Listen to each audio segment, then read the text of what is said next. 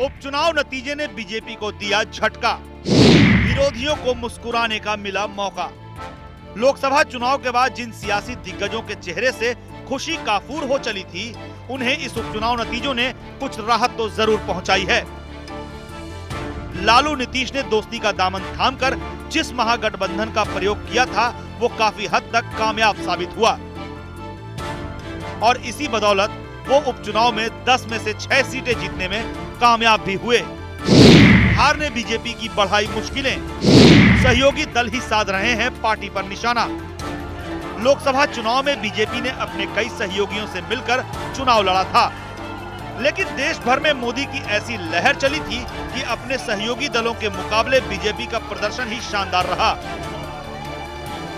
और इसी कामयाबी के चलते ही महाराष्ट्र में भी बीजेपी आगामी विधानसभा चुनाव में पिछली बार के मुकाबले शिवसेना से ज्यादा सीटों की मांग कर रही है।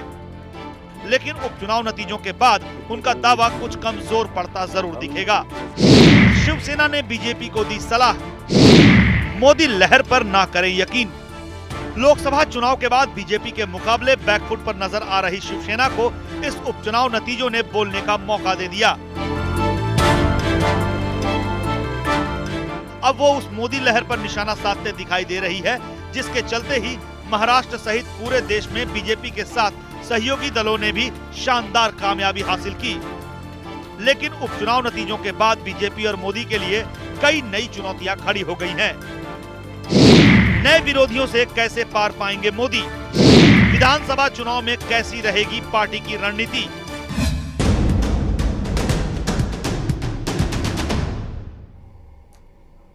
जी हाँ, लोकसभा चुनाव में नरेंद्र मोदी का जो जादू चला और मोदी के सहारे बीजेपी ने जो ऐतिहासिक जीत दर्ज की, उसके बाद लगा कि मोदी के रूप में पार्टी के पास जो ब्रह्मास्त्र है, उससे वो अपने सारे जंग आसानी से फतह कर लेगी। लेकिन मोदी के प्रधानमंत्री बनने के कुछ ही दिनों बाद सरकार पर विरोधी किसी न किसी बहाने सवाल उठाने लगे और उपचुनाव नतीजों के बाद तो उन विरोधियों को बीजेपी और नरेंद्र मोदी पर हमला करने का बड़ा मौका भी हाथ लग गया। अब सहयोगी पार्टियां भी बीजेपी को सलाह देती नजर आ रही हैं, जो कभी मोदी का गुणगान कर रही थी। और आने वाले दिनों में जिस तरह से कुछ राज्यों में जिस तरह विधानसभा चुनाव होने वाले हैं, उससे पार पाना अब मोदी के लिए कोई छोटी चुनौती नहीं। राजचक्र में आज हम इसी विषय पर चर्चा करेंगे। इसमें हिस्सा लेने के लिए हमारे साथ हैं वरिष्ठ पत्रकार राकेश कपूर जी, समाज सेवी सुनीता गोधरा जी, बीजेपी नेता अशोक गोयल जी, और भोपाल से हमारे साथ रहेंगे कांग्रेस के प्रवक्ता रवि सक्सेना जी। तो चलिए शुरू करते हैं राजचक्र में आज का सफर। अब क्या करेगी मोदी सरकार?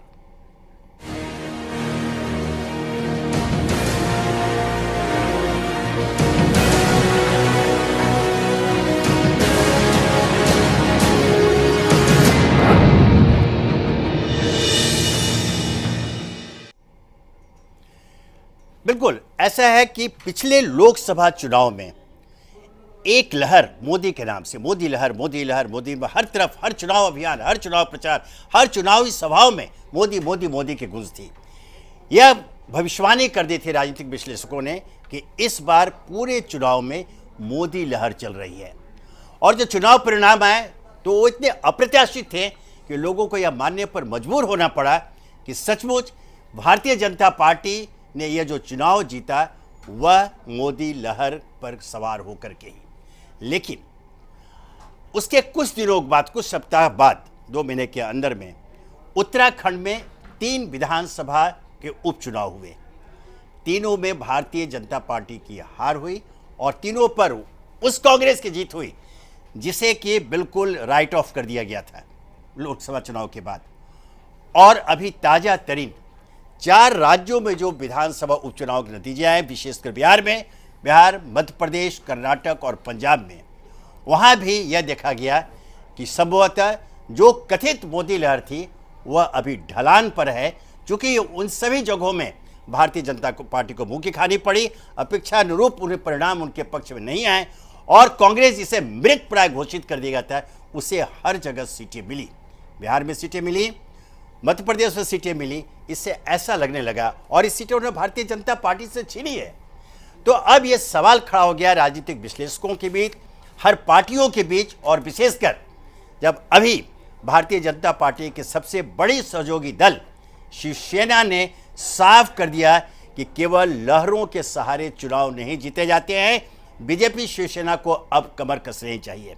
स्वयं भारतीय जनता पार्टी के अनेक नेताओं ने यह चेतावनी दी है कि अब समय आ गया है आत्मचिंतन का, आत्ममंथन का, कि भविष्य के चुनाव जो अभी विधानसभा के बहुत चार राज्यों में चुनाव होने जा रहे हैं कि उसमें जीत कैसे हासिल की गई। राकेश जी, यह सवाल जो खड़ा हुआ, अब मैं आपसे पहले जानना चाहता हूँ, एकदम सीधा और सवाल है कि क्या सचमुच लहरें चुनाव परिणाम को प्रभावित करती हैं? देखिए विनोद जी, बड़ा स्पष्ट है कि जब राष्ट्रीय चुनाव जी या किसी विधानसभा के पूरे विधानसभा के चुनाव हो तो निश्चित रूप से एक नेतृत्व, एक पार्टी उसकी लहर पर निर्भर करता है कि कौन चुनाव जीतेगा। क्योंकि हम जिस संदर्भ में बात कर रहे हैं वो एक विषम परिस्थितियों में हुआ चुनाव था, जहां नेतृत्व विहीनता थी। कांग्रेस पार्टी ने नेतृत्व विहीनता का माहौल पैदा कर दिया था और नरेंद्र मोदी एक नायक के रूप में उभरे और उनके नाम पर भारतीय जनता पार्टी चुनाव जीतती चली गई। लेकिन जहां तक ये चुनावों का प्रश्न होता है, देखिए 4 राज्यों में 18 सीटें, 18 में से 7 बीजेपी के पास, 4 कांग्रेस के पास। ये कौन सी लहर और कौन सी लहर नहीं है? नहीं, वो जो कांग्रेस के देखिए, भारतीय जनता पार्टी तो एक पार्टी के रूप में चल रही, बाकी कांग्रेस और राष्ट्रीय जनता दल और जदयू, इन्होंने एक गठबंधन के तहत सीटों के बंटवारे कर चुनाव लड़े। निश्चित रूप से देखिए ना, 10 सीटें बिहार में, 10 में से पहले 6 सीटें बीजेपी के पास थी और 4 इन पार्टियों के पास थी। अब 4 बीजेपी के पास हैं और 6 इन पार्टियों के पास हैं। तो इसमें आप मुझे ये बताइए कि इसमें कौन सी, क्या हम इसे लालू और नीतीश के गठबंधन की सफलता मान लें? ये एक बहुत जो है लघु दृष्टि है, बहुत छोटी दृष्टि है। चूँकि जो छिटपुट उपचुनाव होते हैं वो स्थानीय परिस्थितियों, स्थानीय नेताओं और स्थानीय समस्याओं पर आधारित होते हैं। इसमें किसी एक व्यक्ति का नेतृत्व, एक पार्टी की विचारधारा पर ये चुनाव नहीं होते, इसमें प्रत्याशी प्रमुख रहता है। मैं आपको याद दिलाऊं, 80 के दशक में हेमवती नंदन बहुगुणा, इंदिरा जी ने पूरी कोशिश कर ली, उन्होंने नियम तोड़ा, प्रधानमंत्री किसी उपचुनाव में नहीं जाते हैं। इंदिरा जी गढ़वाल के उपचुनाव में गई, लेकिन इसके बावजूद हेमवती नंदन बहुगुणा विजयी हुए। इसी प्रकार से जब सन 73 में ये आपके आज जनता दल यू के अध्यक्ष शरद यादव जो हैं, आपको याद है हिंदी के महान प्रतिष्ठाता सेठ गोविंद दास की सीट होती थी जबलपुर, वहाँ से उपचुनाव, उनकी मृत्यु के बाद उपचुनाव जीत करके लड़े। इसका मतलब ये नहीं हुआ, इसका मतलब हम ये लगा लें कि उपचुनावों में लहरें काम करती हैं। उपचुनावों में निश्चित रूप से स्थानीय समस्याएं, स्थानीय नेतृत्व और स्थानीय परिस्थितियां प्रमुख भूमिका निभाती हैं। मैं एक नहीं आपको 20 उदाहरण दे सकता हूं। बिहार में आचार्य नरेंद्र देव जैसा समाजवाद का पुरोधा चुनाव हार जाता है और वो चुनाव क्यों हारता ऐसे है? कई राकेश जी, ऐसे कई, लेकिन इसका अर्थ हम ऐसे नहीं निकाल सकते कि उपचुनाव में लहर चलेगी या मोदी लहर समाप्त हो गई।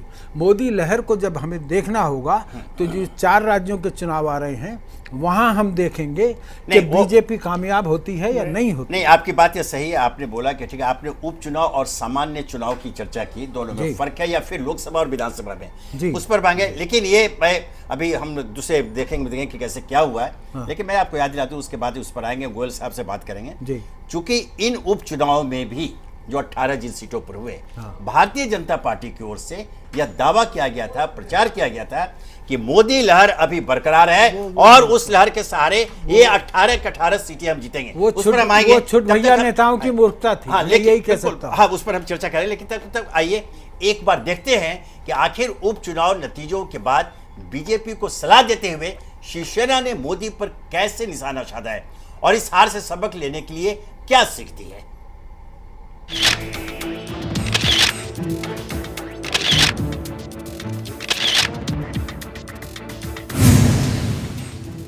उद्धव ठाकरे ने मोदी पर साधा निशाना। केवल लहरों से नहीं जीते जाते चुनाव। बीजेपी शिवसेना को कसनी होगी कमर।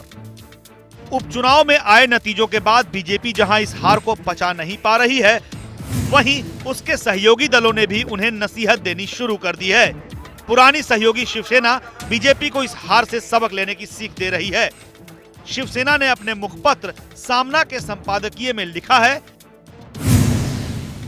कि हमें यह स्वीकार करना होगा कि आरजेडी जेडीयू कांग्रेस गठबंधन ने 6 सीटें जीती हैं और बीजेपी महज 4 ही सीटें जीत पाई हैं। लोगों ने दिखा दिया है कि लोकसभा और राज्यसभा और विधानसभा चुनावों में अंतर है। इस अंतर को गंभीरता से लिया जाना चाहिए। लोकसभा चुनाव में मोदी लहर के चलते ही पूरे देश में बीजेपी ने शानदार कामयाबी हासिल की थी, लेकिन बिहार उपचुनाव में मिली हार के बाद शिवसेना इस मोदी लहर पर निशाना साधती नजर आ रही है। शिवसेना ने सामना में लिखा है कि उपचुनाव के नतीजों को देखकर यह साफ हो जाता है कि बीजेपी शिवसेना की अगुवाई वाले महायुति को अपनी कमर कसनी होगी और महाराष्ट्र में आगामी चुनाव के लिए काम करना होगा। बिहार उपचुनाव में भले ही जीत दर्ज करने के बाद लालू और नीतीश फूले नहीं समा रहे हों, लेकिन शिवसेना उन्हें इस जीत का ज्यादा क्रेडिट नहीं देना चाहती। तभी तो मुखपत्र सामना में लालू और नीतीश की जोड़ी की तुलना सांप बिच्छू और केंचुए से कर रही है। उसके मुताबिक लोकसभा चुनाव के दौरान मोदी की जबरदस्त लहर में सारे विरोधी चारों खाने चित हो गए थे, लेकिन उपचुनाव के नतीजों को देखकर लगता है कि कुछ केचुओं को थोड़ा जीवन दान मिल गया है। उपचुनाव में बीजेपी लोकसभा चुनाव जैसे नतीजे दोहराने में नाकाम रही है, लेकिन जिस तरह से विरोधियों के साथ उसके सहयोगी भी उस पर सवाल उठा रहे हैं, इसके बाद बीजेपी और नरेंद्र मोदी के लिए नई चुनौतियां सामने खड़ी दिखाई दे रही हैं। ब्यूरो रिपोर्ट, जिया न्यूज। तो अब देखा कि उपचुनाव के नतीजों से जैसा शिवसेना का यह कहना है कि कुछ केचुओं को जीवनदान मिल गया है। हमारे बीच भारतीय जनता पार्टी के अशोक गोयल जी मौजूद हैं। गोयल जी, अभी जो हम चर्चा कर रहे थे, राकेश कपूर साहब ने लोकसभा चुनाव और विधानसभा चुनाव, विशेषकर उपचुनाव के अंतर को रेखांकित किया, लेकिन मैं याद दिलाना चाहूँगा, आपको तो याद होगा ही, कि इन उपचुनाव के प्रचार के दौरान भी आपकी पार्टी की ओर से बार बार दोहराया गया और दावा किया गया था कि मोदी लहर अभी देश में बरकरार है और इस लहर के सहारे हम 18 में से 18 सीटों पर विजय हासिल करेंगे, लेकिन चुनाव परिणाम आपके प्रतिकूल गया। तो ये कहां चूकी? क्या आप इस बात से इत्तेफाक रखते हैं कि लहर के आधार पर निर्णायक चुनाव हो सकते हैं, या फिर उनका प्रभाव मात्र क्षणिक होता है, जैसा कि उपचुनाव परिणाम से यह साबित हो जाता है? देखिए, अभी माननीय राकेश जी जब अपनी बात कह रहे थे, जी, बहुत सारे तथ्यों से मैं पूरी तरह सहमत हूँ जी, और मेरा भी ये मानना है कि ये चुनाव किसी एक एम को लेकर नहीं थे, सत्ता परिवर्तन के लिए चुनाव नहीं थे, बल्कि मात्र 10 सीटें बिहार में रिक्त हुई और उन रिक्त सीटों को भरने के लिए औपचारिकता के लिए चुनाव थे। इन चुनावों का परिणाम किसी सत्ता के परिवर्तन पर पड़ने वाला नहीं था, और इस चुनाव में जैसा वो सांप बिच्छू और केतुए की जो दी जा रही है संज्ञा, मेरा ये मानना है कि एक दूसरे को परस्पर पानी पी पकर गाली देने वाले लोग, वो लोग जो एक दूसरे को फूटी आंख नहीं सुहाते थे, वो देश कभी जिन पर जो है, जिन लोगों पर चारा खाने का आरोप लगाते थे, वो जिन पर किसी प्रकार का अन्य आरोप लगाते थे, एक सुशासन बाबू कहे जाते थे, एक कुशासन बाबू कहे जाते थे, दोनों मिलकर गठबंधन किस तरीके से अनैतिक गठबंधन बनाया कि ताकि कहीं ना कहीं सफलता पाई जा सके। और मैं पूछना चाहता हूं कि 10 चुनाव हुए, कांग्रेस को कितनी सीट उसमें मिली? 1। राष्ट्रीय पार्टी को 1 सीट मिली, क्षेत्रीय दल, उसके बाद भी प्रदेश में उनकी सरकार। उपचुनावों में सत्ता का समीकरण हावी रहता है, सरकारी तंत्र का पूरा उपयोग होता है, उस पूरे उपयोग के बाद में भी वो भारतीय जनता पार्टी को नहीं डिगा सके और 40% सीटों पर, यानी कि 4 सीटों पर भारतीय जनता पार्टी की विजय हुई। और मैं फिर ये कहना चाहता हूं कि जो केंद्र का चुनाव था वो देश के अंदर परिवर्तन के लिए चुनाव था। देश ने चुन लिया था कि मोदी जी को इस भारत की तकदीर संवारने के लिए उसे चुनना है, जनता ने स्वतः। और इस बार ये चुनाव दलीय आधार तो है ही, जातीय आधार, क्षेत्रीय आधार, उसके अलावा कहीं ना कहीं एक वर्ग ऐसा भी है जिसे सेकुलरिज्म के नाम पर भारतीय जनता पार्टी के खिलाफ ध्रुवीकृत किया जाता है, उसका आधार। इन सब के बावजूद भी भारतीय जनता पार्टी को 4 सीट मिलना और इन दोनों बड़े दलों को, जो 15 साल से लालू जी वहाँ शासन कर रहे थे और 8-9 साल से ये शासन कर रहे हैं नीतीश जी, उसके बाद उनको 5 सीट मिलना। नहीं गोयल साहब, ये जो आप संख्या का आंकड़ा दे रहे हैं वो थोड़ा स्वीकार इसलिए नहीं है, कोई प्रतिशत हो जाए। इससे आपने बिल्कुल सही कहा कि 10 में से 4 सीट हमारी हैं, 40% मिली। कांग्रेस 2 सीट लड़ी, 1 पर जीती, तो 50% हुआ। आपने मैंने ये नहीं कहा, मैंने ये कहा कि कुल चुनाव परिणाम जितने आए जी, उनकी 40% सीट, मैंने कोई अपनी पार्टी के चुनाव लड़ने की बातों को नहीं कह रहा हूँ। 10 में से 4 सीट में फिर कह रहा हूँ, नहीं आपने संशोधन कर रहा हूँ मैं। आपने 3 बातें महत्वपूर्ण कही, मैं आपकी बातों फिर आऊंगा। एक, आपने नापाक गठबंधन की चर्चा की, अवसरवादी गठबंधन। दूसरा, बिहार की आपने चर्चा करते हुए कहा कि वहां जो चुनाव थे कोई परिवर्तन के लिए नहीं थे, है ना। और तीसरा कि सत्ता का दुरुपयोग करके जो सत्ता में रहता है करता है। मैं आपसे इस पर, यही तीनों पर बताऊंगा। अगर ये अवसरवादी गठबंधन की बात है तो आपके ऊपर आरोप लगे जब आपने रामविलास पासवान के साथ गठबंधन, यही वो रामविलास पासवान है जो भारतीय जनता पार्टी को सांप्रदायिक दल कह करके वो पानी पी पी कर कोसते थे, उनके साथ हुआ उस दल।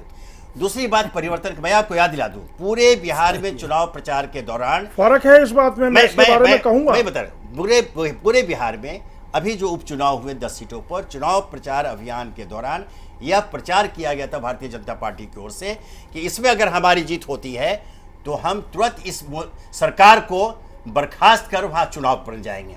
यह बिल्कुल वहां एक धमकी भरी चेतावनी थी कि अगर हमारी जीत होती है तो हम जनादेश के नाम पर, कि लोकसभा के बाद आज भी जनादेश हमारे साथ है, इस सरकार को हम बर्खास्त करेंगे, जदयू की जो सरकार है, और फिर वहां चुनाव में जाएंगे। तीसरा, सत्ता के दुरुपयोग की बात करते हैं। गोयल साहब, मध्य प्रदेश में आपकी सरकार है, 3 सीटों पर 1 सीट पर आपकी हार हो गई, वहां तो कांग्रेस जीत करके आई, तो वहां तो सत्ता का दुरुपयोग नहीं हुआ।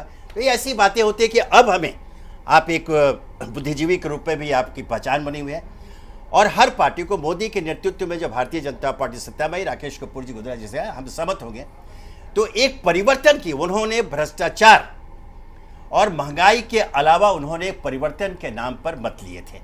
लोगों को लगा कि अब ये परिवर्तन देश में आएगा जिसमें यह परिवर्तन होना चाहिए जो हम बिल्कुल एक थोथी दलील के रूप में जो हम कुछ तर्क देते हैं उससे ऊपर उठते हुए व्यवहार के स्तर पर यथार्थ को हमें स्वीकार करना चाहिए। और यथार्थ यह है, स्वीकार कर रहे हैं साहब। हाँ, जी, हमने ये बात मानी है जी, जी, कि हमें 10 में से 4 सीट मिली है, हम ये कह रहे हैं। हम ये भी कह रहे हैं कि ये 4 सीट उस समय मिली है जब वहाँ के बड़े बड़े जो ध्वजाधारी कहे जाते हैं वो सारे लोग जो आपस में एक दूसरे के दुश्मन थे, वो सारे एक होकर उन्होंने अपना पूरी जोर और पूरी ताकत लगा दी। बिल्कुल, उसके बावजूद हमें 4 सीट मिली हैं। जी, लेकिन साथ ही हम ये भी कहना चाहते हैं कि आज 90 दिन हुए हैं माननीय मोदी जी के शासन को। आज पूरे देश में, और बिहार बहुत जागृत प्रदेश है, बिहार का युवा बहुत जागृत है। आने वाला समय बताएगा, जब कभी परिवर्तन के लिए चुनाव होगा तो आपको पता लगेगा कि वह बिहार का युवा क्या निर्णय लेता है। निश्चित रूप से आज मोदी जी ने देश को जो संदेश दिया है, आम गरीब को, आम ऐसे व्यक्ति को जो पिछड़ा हुआ है, जो दलित है, जो नीचे की स्थिति में है, उसको कैसे ऊपर लाकर इस प्रदेश को एक स्वाभिमानी भारत राष्ट्र के रूप में स्थापित किया जाए। सुनीता जी, अभी निश्चित रूप से आगे बिहार एक परिवर्तन की भूमि के रूप में, क्रांति भूमि के रूप में पहले से उसकी एक पहचान बनी हुई है, और बिहार में जो परिणाम यहाँ पर आए, अब वहाँ पर ये जो बार बार बात आती है वो गठबंधन की और चुनाव परिणाम की, जैसा मैंने कहा कि रामविलास पासवान के साथ उन लोगों ने भी किया। लेकिन एक सवाल अभी भी अनुत्तरित रह जाता है। बिहार जिस जातीय समीकरण की बात कर रहे हैं और राजनीति में दोस्त और दुश्मन की, तो ये कहा था कि राजनीति में न तो कोई अस्थायी दोस्त होता है न अस्थायी दुश्मन होता है। आप समाज सेविका रहे हुए हैं, आपको मालूम है कि बिहार में 1990 में जब पहली बार जनता दल की सरकार बनी लालू यादव के मुख्यमंत्रित्व काल में, और उस समय नीतीश कुमार की पहचान थी लालू के फ्रेंड, फिलोसफर और गाइड के रूप में, वो सब वही करते हैं। बाद में उन्होंने 3-4 सालों के बाद मतभेद हुआ, अलग हुए, फिर एक मंच पर आ गए। यह कोई अनहोनी बात नहीं है। रही जातीय समीकरण, यह कड़वा सच है, सब कोई स्वीकार करता है कि हिंदुस्तान में विशेषकर जो हिंदी भाषी जो प्रदेश है, उत्तर प्रदेश, बिहार, मध्य प्रदेश, ये जो ऐसे हैं जहाँ पर अंततः ये जातीय समीकरण ही निर्णायक साबित होते हैं, इससे कोई इनकार नहीं करेगा। हर दल चाहे जो भी कर ले, अंत में उन्हें वहाँ झुकना ही पड़ता है।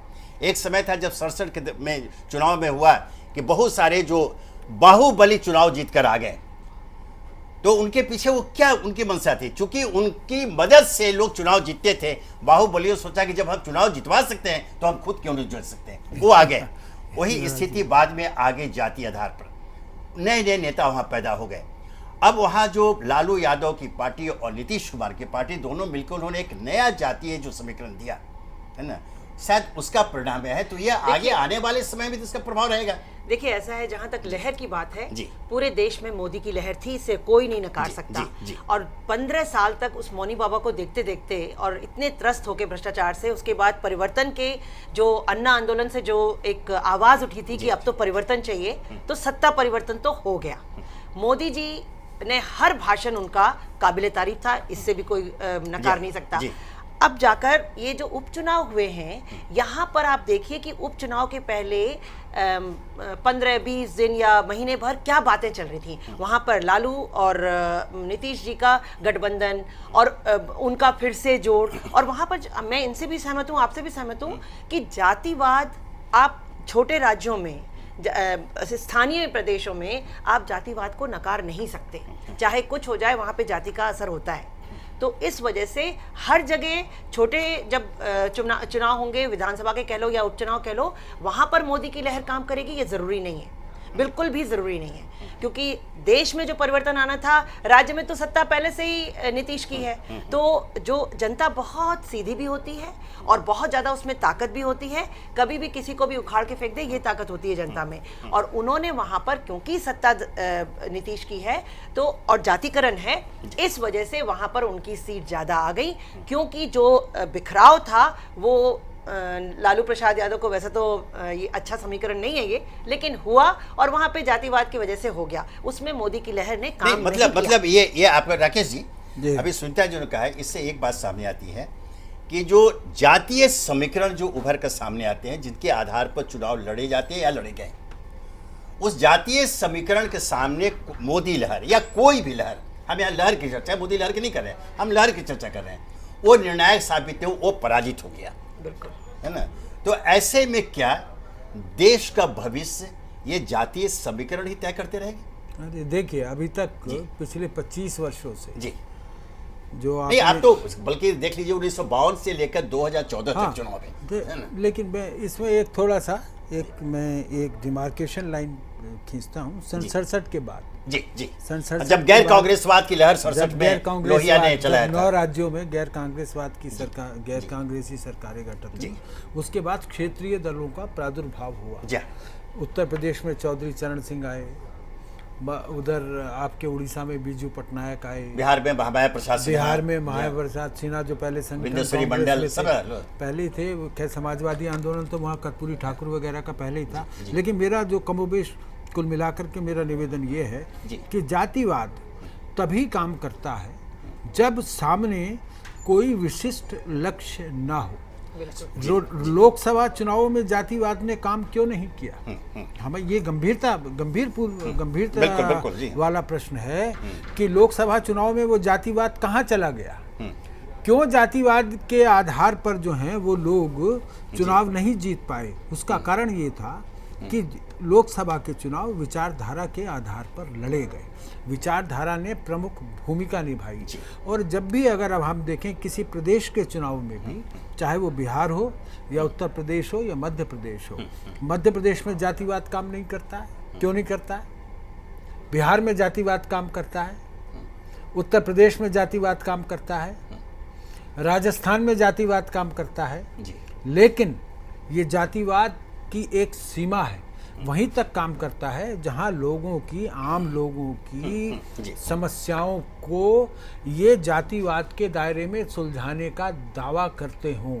आपने देखा हो जाट आरक्षण, गुर्जर आरक्षण, ये आरक्षण, वो आरक्षण, ये जब ऐसी बातें चलती हैं तो हम जातिवाद की भावनाओं को उबार सकते हैं। गोयल साहब, अभी देखा कपूर साहब ने कहा कि जातीय समीकरण या जातिवाद, ये जातीय राजनीति वहीं सफल होती है जहां कोई एक निश्चित लक्ष्य का अभाव होता है। एक कोई भी ये रख सके। इससे आपका मेरा ये कहना है जी, इस देश में जी मैं मानता हूं कि लोकतंत्र में कहीं ना कहीं कुछ जिस समय विधान बनता है, संविधान बनता है, जी कहीं ना कहीं कुछ ना कुछ ऐसी ज़्यादा बहुत सारी चीज़ों को लेते लेते भी कुछ चीज़ें छूट जाती हैं जी, जिनका जी। कोई असर बुरा असर लंबे समय तक पड़ता है। जी लेकिन कभी जब विषय देश का आता है या कोई ऐसा मुद्दा आता है, जैसे 1971 में जी बांग्लादेश का युद्ध भारत ने जीता, जी हाँ, इंदिरा गांधी के नेतृत्व में जीता। भले ही अटल जी ने उस समय ये कहा था कि आज हमारा एक देश है, वो है भारत देश, हमारा एक दल है, वो है भारत देश, हमारा एक नेता है, वो है इंदिरा जी गांधी। हाँ। बड़े दिल का परिचय दिया, यानी उन्होंने दुर्गा दुर्गा का दुर्गा का किया था। अवतार जी बताया। हाँ, जी लेकिन उसके बावजूद 1971 में के बाद जब चुनाव हुए तो इंदिरा गांधी को प्रचंड बहुमत मिला। नहीं, बांग्लादेश युद्ध से पहले चुनाव हो गए थे। हाँ, तो वो प्रचंड बहुमत मिला। नहीं, बांग्लादेश युद्ध से नहीं बात नहीं, बांग्लादेश युद्ध से पहले चुनाव हो गए। नहीं 71 का चुनाव बांग्लादेश के बाद हुआ। नहीं, बांग्लादेश युद्ध से पहले 1919 आप देखें इतिहास। नहीं बोल के वही लहर थी बांग्लादेश की। बांग्लादेश मेरी आगे बात युद्ध आने से- दीजिए। हाँ, बांग्लादेश युद्ध के आगे बाद- आने दीजिए बात। बांग्लादेश युद्ध बाद 1984 में में हुआ। भी इसी प्रकार का, 1977 में इस प्रकार का, जब इंदिरा गांधी ने अपना पूर्ण बहुमत होने के बावजूद भी अपने कांग्रेस के युवा तुर्कों को गिरफ्तार कर लिया। 25 जून को जब जयप्रकाश नारायण जी का आपातकाल आंदोलन लगा दिया। चला जी और हाँ। आपातकाल उस दिन लगा दिया। जी। जिस तरीके से देश में एक तरफा एक आपातकाल के बहाने जो है अपना राजतंत्र लागू किया, उसके बाद में लोगों को जो जेलों में से निकले, एक गठबंधन हुआ, स्वाभाविक गठबंधन हुआ। उसके बाद हम लोग जब चुनावों में गए तो इंदिरा गांधी को स्वप्न में भी आसार नहीं था। यूपी में 85 की 85 सीटें ढह गई। गाय बछड़ा कहते थे लोग दोनों, उस समय गाय दोनों बछड़ा हार गए। जी, कांग्रेस जी, का जी। चुनाव चिन्ह था। और इंदिरा गांधी और संजय गांधी दोनों चुनाव हारे, लोगों का गाय बछड़ा दोनों हारे। तो ऐसी स्थिति की कांग्रेस को एक भी सीट नहीं मिली। उस समय जनता ने जातिवाद से, धर्मवाद से सबसे ऊपर उठकर मतदान किया। जी। ऐसे ही इस बार मेरा ये कहना है कि 2014 देश के लिए नई क्रांति का चुनाव था। 1947 में एक जो है देश को आज़ादी मिली थी। देश इस बार 10 साल से जिस तरीके से एक ऐसे चंगुल में था कि पता नहीं लगता था कि देश में प्रधानमंत्री नाम की कोई संस्था है, बिल्कुल सही। ऐसा महसूस ही नहीं देता था। ऐसा लगता था किस विषय पे कोई कुछ भी कर ले, कोई चीन हमारे कुछ कर ले, पाकिस्तान हमारे सिर काट के भेज दे, कोई कुछ भी कर ले। नहीं गोल से आप बिल्कुल सही है। ये जो 2014 के जो परिणाम है इससे यह वो- बात तो रेखांकित हुआ है कि जातीय जाति बंधन धर्म टूटा। संप्रदाय टूटा। तीनों से ऊपर अब उठ करके कुछ चुनाव- लोगों की सोच, मैं फिर वहीं आ रहा हूं, कुछ लोगों की सोच केवल और केवल किसी भी तरीके से समाज में विग्रह डालकर अपने लिए राजनीतिक जमीन तलाशने की होती है, समाज को तोड़ने की होती है। भारतीय जनता पार्टी समाज के सभी वर्गों को सबका साथ, सबके विकास के साथ चल रही है और चलती रहेगी। लेकिन बहुत सारे मुद्दे ऐसे सामने आ रहे हैं। अब मैं और कोई ज़्यादा चर्चा की, इस चर्चा के बीच में दूसरी बात को नहीं छेड़ना चाहता। जी। कोई धार्मिक आधार पर भी नई चीज छेड़ी जा रही है, हाँ अभी हो रहा है, आप वो उस पर सम- आएंगे। नहीं आपने आप जो समझ कहा- सकते हाँ, हैं। जी, तो जी। मेरा ये कहना है कि समाज को तोड़ने की साजिश उन लोगों ने की है जो सत्ता लोलुप हैं। और मैं बिहार के इस गठबंधन को, जो भी नापाक गठबंधन है, फिर कहूंगा इस सत्ता लोलुप लोगों का गठबंधन है अवसरवादी गठबंधन। और ठीक है, हमारे अवसरवादी साथ- गठबंधन हमारे है। हमारे और साथ इसकी जो हमारी 4 सीट मिली जी। हैं, इस सब के बावजूद भी ये जनता की विजय है। जनता ने हमको साथ दिया, हमारे नहीं है, हमें जनता ने हमारा साथ दिया है। जी चलेगा, बिल्कुल ठीक है। अब इस पर और चर्चा आगे बढ़ाएंगे। इस बीच हमारे साथ शिवसेना नेता मनीषा कायंदे जी जुड़ गए हैं। हम उनके पास सीधे से, मनीषा जी अभी आपने हमारी ये चर्चा सुनी और ये जो आधार बना आज की चर्चा का, वो मुख्य रूप से आपकी पार्टी का जो एक स्टैंड रहा ये जो उपचुनाव परिणाम के बाद, कि यह जो टिप्पणी आई आज सामना के संपादकीय में लिखा गया कि केवल लहरों से ही नहीं जीते जाते हैं चुनाव और बीजेपी शिवसेना को अब कमर कसनी होगी। यह तो ठीक है, लेकिन आपसे मैं जानना चाहता हूं कि आखिर एक महत्वपूर्ण सहयोगी होने के बावजूद आपकी इस टिप्पणी के पीछे रहस्य क्या है? चूंकि भारतीय जनता पार्टी के नेता आज भी यह मानने को तैयार नहीं है कि देश से मोदी लहर समाप्त हो चुकी है। लोग कहते हैं कि आज भी मोदी लहर कायम है और इस लहर के सहारे कई गुना बढ़ी है। सुनना, कई गुना बढ़ी बताते, तो इस लहर के सहारे अब आगे चले। इस विषय में आपका क्या कहना है? नहीं, मेरा ये कहना है कि हमें जो सामना में जो आज का एडिटोरियल आया है जी। तो उसको पॉजिटिवली लेना चाहिए कि देखिए शिवसेना और बीजेपी का जो गठबंधन है कई सालों से है, 25 साल के ऊपर हो गए और बीजेपी को शिवसेना ने एक बहुत ही अच्छा साथी के रूप में समझा है, और बीजेपी के जो कोई भी उतार चढ़ाव पार्टी के हुए तो उसमें शिवसेना ने बहुत खूबी साथ दिया है। बाला साहब जी ठाकरे जब थे और प्रमोद महाजन और गोपीनाथ जी मुंडे, इन तीनों में एक बहुत बढ़िया अंडरस्टैंडिंग था और उस अंडरस्टैंडिंग के हिसाब से ये युति हुई है और इसके आधार है जनता का विकास और देश का विकास। तो मेरे ख्याल से हमें इस आर्टिकल को पॉजिटिवली लेना चाहिए। और कहीं अगर कुछ खामी है, देखिए अभी जैसे रेल का किराया बढ़ा तो शिवसेना भारतीय जनता पार्टी के साथ सत्ता में है, केंद्र में अन्य दलों के साथ, मगर शिवसेना ने इसको एक चुनौती माना और उस चुनौती को एक्सेप्ट करके सत्ताधारी होने के बावजूद भी अपना जो विरोध था वो प्रदर्शित किया है नरेंद्र मोदी जी पंतप्रधान जी के पास। और मेरा ख्याल है कि हमें इस एडिटोरियल को पॉजिटिवली लाना चाहिए। वर्षा जी बिल्कुल, मैंने आपकी बात से मैं यहाँ सहमत हूँ कि संपादकीय का जो शब्द का जो चयन किया गया उसको पॉजिटिव रूप में ले तो दूसरा संदेश आता है। लेकिन अभी जो आम चर्चा जो आपके राज्य में, आपके प्रदेश महाराष्ट्र में हो रही है कि अभी जो सीटों के जो बंटवारे पर जो आपके बीच, शिवसेना के बीच और भारतीय जनता पार्टी के बीच जो चर्चा चल रही थी, भारतीय जनता पार्टी लोकसभा चुनाव परिणाम से उत्साहित होकर अधिक सीटों की मांग कर रही थी, जबकि उद्धव ठाकरे ने स्पष्ट कर दिया था कि सीटें ही देंगे। अब ये जो चुनाव परिणाम आए हैं तो आपको एक मुद्दा हाथ आ गया कि अब वह लोकसभा चुनाव की स्थिति नहीं है, मोदी लहर नहीं है, इसलिए अब तो हम अधिक सीटें देंगे नहीं। तो आज के संपादकीय को इस रूप में भी लिया जा रहा है जब आप कहते हैं कि शिवसेना और भाजपा को कमर कसनी होगी। ये बिल्कुल शिवसेना और भाजपा को कमर कसनी ही चाहिए, क्योंकि देश के आगे चुनौतियां बहुत है और मोदी जी को पंतप्रधान बनाना था देश के विकास के लिए, वो तो हम सबने मिलकर बना दिया। अभी उनके आगे भी बहुत सारी चुनौतियां हैं और हर एक प्रदेश में एक अच्छा सुशासन हो। बीजेपी पहले से ही केंद्र में ज्यादा दिलचस्पी दिखाई है और महाराष्ट्र के अंदर शिवसेना हमेशा ही बीजेपी से ज्यादा सीटें पाई है और ज्यादा सीटें जीते भी हैं, केवल एक आध दो को छोड़ के।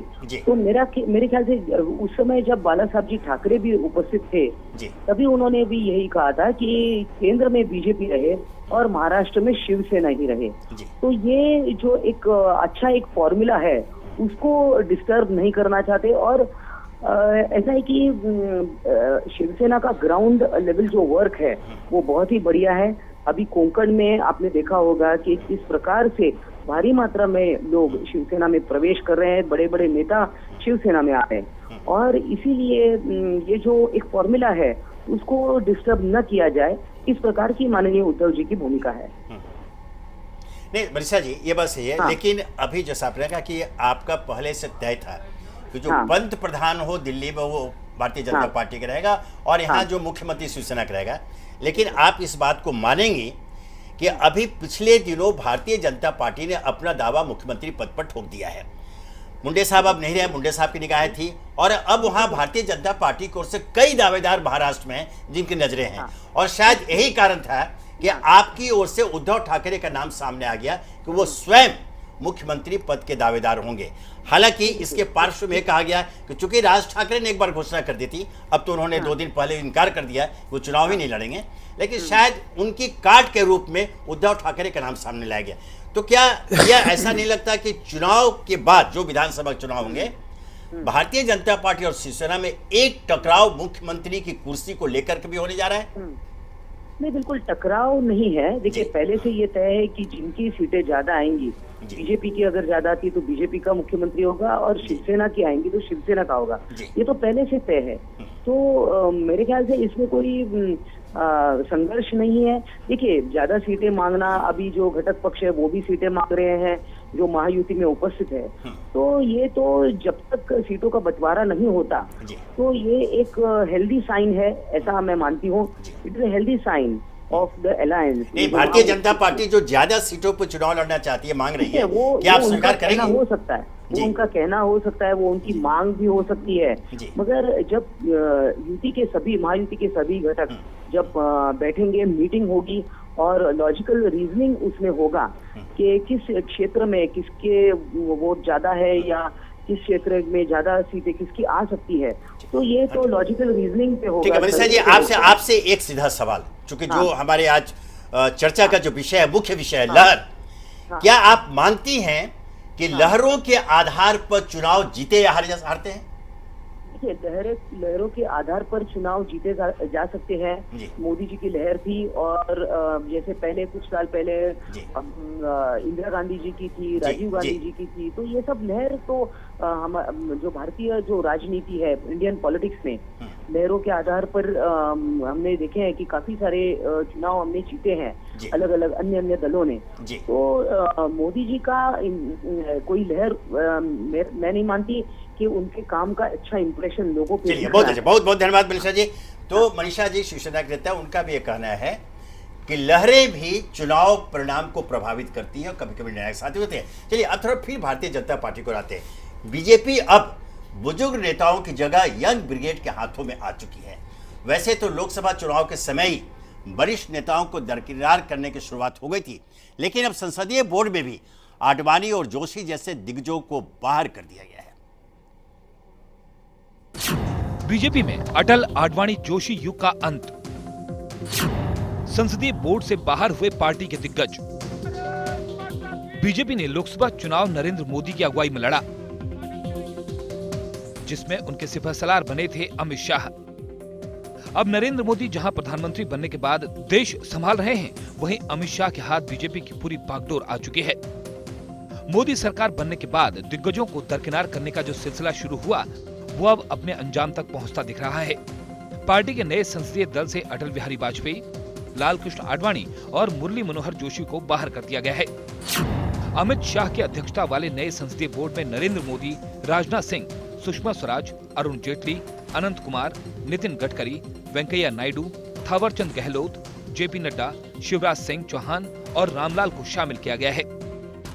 बीजेपी की नींव रखने वाले अटल और आडवाणी को भले ही संसदीय बोर्ड में जगह न दी गई हो, लेकिन पार्टी के मार्गदर्शक मंडल में उन्हें शामिल कर बीजेपी किसी विवाद से बचने की कोशिश करती नजर आ रही है। इस मंडल में अटल, आडवाणी, मुरली मनोहर जोशी, नरेंद्र मोदी और राजनाथ सिंह समेत 5 सदस्यों को शामिल किया गया है। पार्टी में संसदीय बोर्ड की काफी अहमियत होती है और सभी बड़े फैसले इसी बोर्ड में ही लिए जाते हैं। और जिस तरह से पार्टी के दिग्गजों को इससे बाहर रखा गया है, उसके बाद यह साफ हो गया है कि पार्टी में औपचारिक रूप से इनका कोई दखल नहीं रह गया है। आने वाले समय में कुछ राज्यों में विधानसभा चुनाव होने हैं और उसमें इन नए संसदीय बोर्ड के फैसले ही काफी असर डालने वाले हैं। बीजेपी लोकसभा चुनाव में ऐतिहासिक जीत का सारा श्रेय मोदी को ही देती नजर आती है, लेकिन इस उपचुनाव में पार्टी को जो झटका लगा है, उसके बाद मोदी लहर पर उनके ही नेता सवाल उठाते नजर आ रहे हैं। लेकिन पार्टी जिस तरह से अपने वरिष्ठ नेताओं की अनदेखी कर रही है, उसके बाद पार्टी का नई टीम के साथ बेहतर प्रदर्शन कायम करना किसी बड़ी चुनौती से कम नहीं। ब्यूरो रिपोर्ट, जिया न्यूज। देखिए गोयल साहब, चूंकि आज चर्चा के केंद्र बिंदु में भारतीय जनता पार्टी ही है और उसमें आज एक जो नया घटना विकास क्रम है, उससे हमारा और पूरे देश का ध्यान आकृष्ट किया है। युवाओं को प्रोत्साहित करना, उन्हें उचित स्थान देना, वहाँ तक तो ठीक है, लेकिन आज जो भारतीय जनता पार्टी संसदीय दल का जो पुनर्गठन हुआ, उसमें जो जितने बड़े दिग्गज नेता थे उनको बाहर करके अमित शाह को, जो पार्टी अध्यक्ष भी हैं, जो राष्ट्रीय अध्यक्ष हैं, उनको संसदीय दल का अध्यक्ष बना दिया। अब यह आम चर्चा आज हो रही है पूरे देश में कि पूरी की पूरी भारतीय जनता पार्टी नरेंद्र मोदी और अमित शाह की जेब में डाल दी गई। देखिए,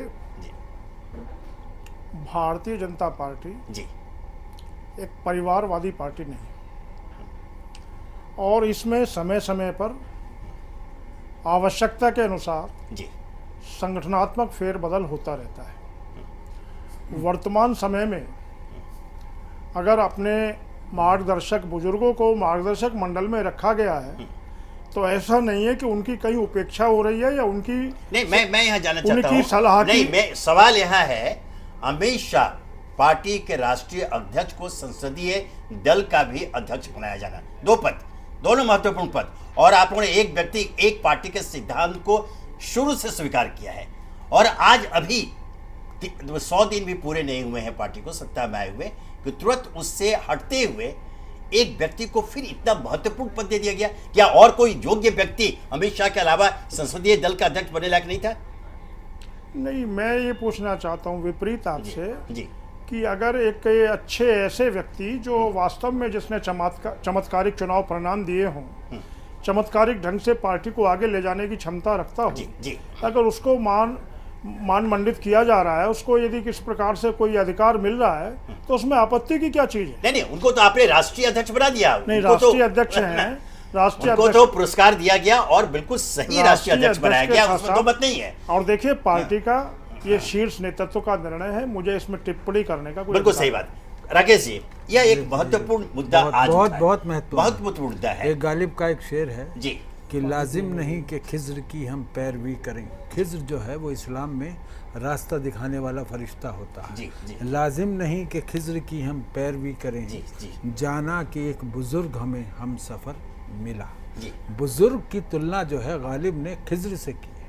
जी तो लाल कृष्ण आडवाणी ये शायद भूल रहे हैं अशोक गोयल जी कि लाल कृष्ण आडवाणी ऐसे पहले नेता हैं जिन्होंने भाजपा को केंद्र की सत्ता का स्वाद चखाया। संसद में दो से ऊपर ला करके सत्ता मैं सहमत हूं इस बात से। और संस्थापक अध्यक्ष 2 से 181 वो संस्थापक जनसंघ भारतीय जनता पार्टी के संस्थापक जनसंघ के संस्थापक सदस्यों में से हैं डॉक्टर श्यामा प्रसाद मुखर्जी के साथ के। लेकिन मैं गोयल साहब की बात से भी सहमत हूँ कि समय और काल के अनुरूप सारी चीज़ें बदलती हैं। व्यक्ति बदलता है, संगठन बदलता है, संस्थाएं बदलती हैं, सरकारें बदलती हैं।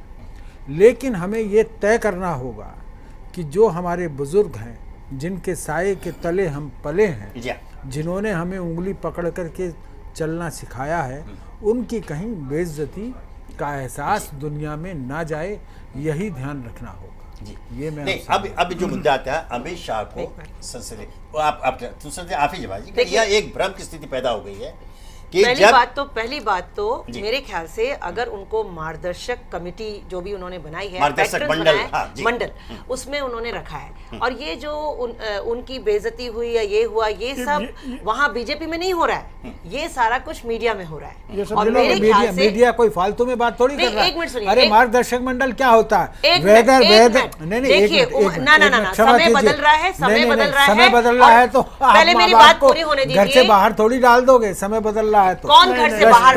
ना मैं देखिए, पहली बात तो बीजेपी की अरे मार्गदर्शक मंडल क्या है? मत लाइए ये लगे कि मैं बीजेपी की पैरवी कर रही हूं, प्लीज। कोई जो है देखिए, गलत बात ये आप समझने की कोशिश कीजिए। जब ग्रैंड पेरेंट्स होते हैं तो ग्रैंड पेरेंट्स को सिर्फ मार्गदर्शन के लिए रखा जाता है, अगर हम एक परिवार माने जो पार्टीज होती हैं। दूसरी बात, जब मोदी और मिस्टर शाह की केमिस्ट्री अगर अच्छी है, और अगर राजनाथ जी की केमिस्ट्री उनके साथ अच्छी है, और हम शुरू से देख रहे हैं कि केमिस्ट्री कुछ गड़बड़ है उधर आडवाणी जी की और इन लोगों की, तो फिर केमिस्ट्री को खराब करना ज्यादा जरूरी है या देश को चलाना ज्यादा जरूरी है? केमिस्ट्री का नेहरू और पटेल की बहुत बढ़िया थी। केमिस्ट्री नेहरू और पटेल की बहुत बढ़िया थी। क्या बात करते हो? मुझे केमिस्ट्री राजनीति की बात करनी चाहिए। जब चुनाव लड़ रही थी तब से देखा है आडवाणी जी के साथ में। मैं आपके पास आता हूँ सुनीता जी की बात। सुनीता जी, मैं सिर्फ ये कह रही हूँ कि आपने केमिस्ट्री की बात की, मैं आपकी बात पर आता हूँ। बुजुर्गों को अपनी इज्जत खुद करवानी होती है, और उनको बहुत अच्छे से पैटर्न बनाया गया है। लेकिन यहाँ इसको ये नहीं मानना चाहिए कि उनकी बेइज्जती हो रही है। सुनीता जी, यहाँ बेइज्जती का सवाल नहीं है। आपने जो केमिस्ट्री की बात की कि मोदी और शाह की केमिस्ट्री अच्छी है, तो यह लोकतंत्र है। अभी हमने परिवारवाद, वंशवाद, मैं परिवारवाद की बात ही नहीं कर रही हूँ, मैं कह रही हूँ एक मिनट उसकी हम लोग आलोचना करते रहे हैं। तो क्या अमित शाह के अलावा भारतीय जनता पार्टी में और कोई नेता नहीं है जो संसदीय दल का अध्यक्ष हो सकता है? बहुत है। आपने भारतीय जनता पार्टी, सुनिए, भारतीय जनता पार्टी के राष्ट्रीय अध्यक्ष की कुर्सी उनको दे दिए। पहली बात तो उनको सेवाओं का उनका अगर मैंने केमिस्ट्री अच्छी बोली है तो इसका मतलब ये नहीं है कि मुझे ये चीज अच्छी लग रही है। इसका मतलब तो है कि भविष्य में कोई भी महत्वपूर्ण पद होगा तो मोदी और अमित शाह होगा। भारतीय जनता पार्टी, यही तो सत्ता है, सत्ता का खेल और क्या है? यही तो है। मुझे कुछ कहना है। गोयल साहब, मेरा कहना यह है कि मीडिया को, मैं इस बात से सहमत हूँ बहन जी की कि मीडिया को बहुत ज़्यादा इसमें बखेड़ा खड़ा नहीं करना चाहिए। नहीं गोयल साहब, सुनिए मेरी बात मीडिया- पूरी, सुनिए मीडिया मेरी बात की पूरी, भूमिका मेरी बात है, पूरी होने दीजिए। मीडिया को वॉचडॉग की भूमिका अडवाणी है, जी, अडवाणी जी, वॉचडॉग की भूमिका है, नहीं हम तो तो करेंगे। वॉचडॉग की भूमिका में और भी दल आते हैं, वहाँ ये सब- भी लोग आते हैं, कौन अपने बेटे को 10 साल तक हमने केवल उसकी इससे- आलोचना की। सुनिए मेरी बात, सुनिए मेरी बात जी। 10 साल तक केवल एक ऐसे व्यक्ति को प्रधानमंत्री इसीलिए बने तो रहने पूरा दिया मीडिया उनके जो खिलाफ चुप रहा, रहता उनको था बाहर फेंक दिया। कि उसे अपने बेटे को प्रधानमंत्री बनाना था। मीडिया को जगह जगह वो बात हमेशा सामने रखनी थी, वो नहीं रखी। और मेरा ये मानना है गोयल ना साहब, तो अगर मीडिया ने उस बात को- अडवाणी जी हमारे गोयल साहब, अडवाणी जी अगर मीडिया ने उस बात को सामने नहीं अडवाणी रखा जी होता, हमारे- तो आज भारतीय जनता पार्टी सत्ता में नहीं आती। अडवाणी जी हमारे शीर्ष नेता हैं, जी, हमारे बुजुर्ग हैं, हमारे मार्गदर्शक हैं। अटल जी ने देश को राह दिखाई है, अटल जी की नीतियों को पूरे देश ने माना है।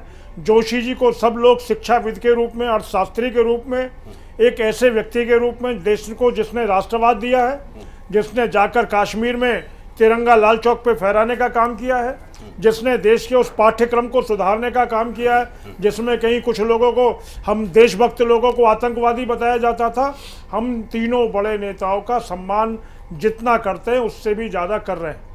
नहीं, हमारी इस बात का सुन जवाब लीजिए, ये कि हमारी अमित बात शाह जी क्यों- आपका जवाब दे रहा हूं मैं जी, और मेरा ये मानना है कि ये जो पार्टी का निर्णय है, ये पार्टी ने जहां भी उच्च स्तर पर लेने वाली हमारी कोई भी टीम है, सोच समझ के निर्णय लिया होगा। इस पर टिप्पणी देने का हमें अधिकार नहीं है। बिल्कुल। सुनीता जी, मैं आपसे पूछता हूँ, क्या आपको लगता है कि अमित शाह के संसदीय दल के अध्यक्ष के रूप में नियुक्ति ये पार्टी के निर्णय है या अगर किसी मैं एक व्यक्ति के निर्णय है? अगर मैं है ना? एक आम व्यक्ति की आम तरह व्यक्ति, बोलूं बिल्कुल, बिल्कुल, तो अमित शाह संसदीय बोर्ड का अध्यक्ष मजा नहीं आया थे सुन के, बस। राकेश कपूर जी, अभी ये गोयल तो साहब का कहना है कि पार्टी का निर्णय है, यह किसी के गले उतरने वाला नहीं है। तो आपको क्या ये नहीं लगता कि जिस बात की आलोचना करते हुए कांग्रेस की, एक निर्णय, एक व्यक्ति, एक परिवार, एक वंश, गोयल साहब की बातों से मैं इत्तेफाक रखूंगा, अगर मीडिया ने उसकी आलोचना नहीं की होती तो आज भारतीय जनता पार्टी सत्ता में निश्चित रूप नहीं। से। ये मीडिया ने उसको खड़ा किया, निश्चित। लेकिन आज ये एक संदेश गया है इस नियुक्ति के बाद कि कहीं भारतीय जनता पार्टी भी उसी रोग की शिकार तो नहीं हो रही है। Vinod ji, what is politics? यही तो politics है। Politics is the matter of perception. जी, परसेप्शन क्या है उस व्यक्ति के बारे में, उस पार्टी के बारे में परसेप्शन क्या है? यही तो पॉलिटिक्स है। पॉलिटिशियन क्या करता है? परसेप्शन ही तो बनाता है ना, तभी विजय श्री का वर्णन करता है ना। जी, जी।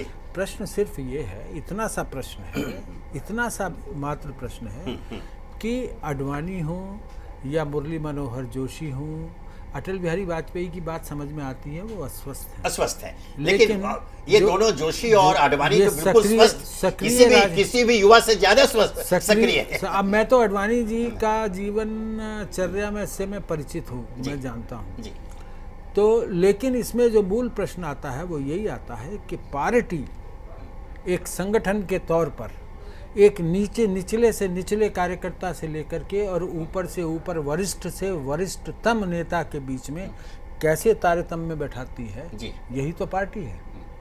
पार्टी और संगठन का मतलब क्या होता है?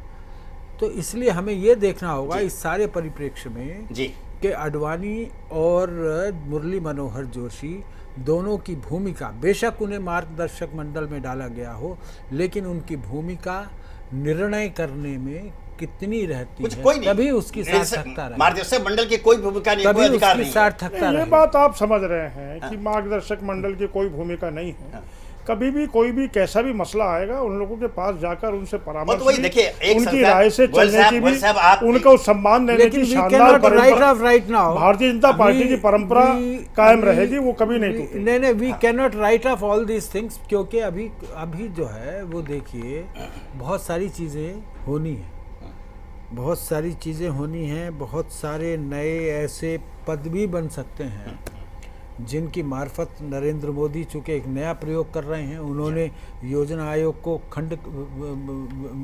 ठीक किया है, सफेद हाथी था। नहीं, ठीक है, खत्म वहाँ कर देश दिया। उनके साथ है। योजना क्योंकि आयोग को परिवर्तन खत्म मैंने कर बोला, दिया। ठीक है। ये वाला पॉइंट नोट करने वाला योजना है कि आयोग को कुछ खत्म ऐसा कर हो दिया है। नहीं, कि वो प्रयोग मार्गदर्शन करें। उसमें आ जाए। योजना आयोग को खत्म कर दिया। मैं कोई पैरवी नहीं कर रहा हूँ, ना मुझे नरेंद्र मोदी से कुछ लेना देना है, ना अडवाणी जी जी, से। जी। मतलब नहीं, लेना देना है, देश के प्रधानमंत्री हैं हम। नहीं, बिल्कुल बिल्कुल सही। उनके राकेश जी, सहयोगी Rakesh ji, as a Goyal sahab, journalist we have to think हाँ, डिस्पैशनेटली। neutral या, या। अब As a हम लोग journalist, चूंकि we अब have हमारा to समय speak समाप्त हो रहा है, dispassionately. आज की जो चर्चा हमारी रही मूल रूप से एक लहर के ऊपर है, और अभी आज जो भारतीय जनता पार्टी के संगठन में जो कुछ एक नए जो अमित शाह को जो नया पद दिया गया उस पर चल गए। जहां तक लहर की बात रही, यह तो तय है कि लहर का प्रभाव क्षणिक होता है, और ये लोकसभा का अगर ताजा देखें तो 2014 के चुनाव में मोदी लहर का प्रभाव के, और उसका ऐसा आज लगता है कि क्षरण शुरू हो गया है। आगे आने वाले दिनों में इसकी प्रामाणिकता सामने आएगी तो फिर उस पर एक हम लोग बहस कर सकते हैं। लेकिन जहां तक फिर जातीय समीकरण की बात, क्योंकि जो बिहार के चुनाव पर हम केंद्रित हैं, तो बिहार के चुनाव परिणाम ने जो लहर को जो चुनौती दी है, एक दुर्भाग्य बिहार शुरू से जाना जाता है कि वहां जातिवाद राजनीति के कारण उसको जोड़ा जाता है बिहार के पिछड़ेपन से। और मैं आपको याद यहां दिलाना चाहूंगा अपने दर्शकों को भी कि 1990 में जब सबसे पहले लालू यादव मुख्यमंत्री बने थे तो उनकी सरकार अल्पमत की सरकार थी। झारखंड मुक्ति मोर्चा और वाम दलों के सहयोग से वो सरकार चला रहे थे। उनके पास 326 का हाउस था और 124-25 उनके विधायक थे। और उसी समय मंडल बनाम कमंडल की चर्चा पूरे देश में शुरू हुई थी, और उनके जो गॉड फादर थे लालू यादव को, विश्वनाथ प्रताप सिंह, जिनको राजा साहब कहा करते थे, वो उनके आदेश पर ये जो मंडल के खिलाफ जो यहाँ दिल्ली में वातावरण शुरू हुआ था, कांग्रेस संरक्षित अभियान था, लालू यादव ने वहां मंडल के पक्ष में एक आंदोलन चलाया। गोयल साहब, अब इसे चाहे जिस रूप में ले लीजिए, उसका जो परिणाम सामने आया, जो 1995 में चुनाव हुए, जो अल्पमत में लालू यादव थे 100 सीट लेकर के, उन्हें बिहार विधानसभा में पूर्ण बहुमत मिल गया। लालू यादव ने देखा कि ये जो जातीय राजनीति है वह जो है वो उनके लिए विनिंग फार्मूला हो गया, वरदान साबित उनके लिए विनिंग फार्मूला हो गया। और शायद यही कारण है कि बिहार में एक बार फिर, उस समय नीतीश कुमार उनके साथ थे, लालू नीतीश ने उन पुराने दिनों को याद कर एक जगह से इकट्ठे हुए और उन्होंने भारतीय जनता पार्टी और लोगों को चुनौती देने की सका। तो हम आज इस निष्कर्ष पर पहुंचे हैं कि लहरें तो होती हैं, लहरों पर चुनाव जीते जाते हैं, लेकिन लहरों का प्रभाव क्षणिक होता है। इन्हीं शब्दों के साथ आज की चर्चा यहाँ समाप्त करते हैं। बहुत बहुत धन्यवाद गोयल जी आपका, राकेश जी, सुनीता जी, मनीषा जी, आज की चर्चा में भाग लेने के लिए। कल हम फिर उपस्थित होंगे इसी समय राज चक्र में एक नए विषय के साथ आप सबों के समक्ष। तब तक मैं इजाजत दीजिए। नमस्कार, धन्यवाद।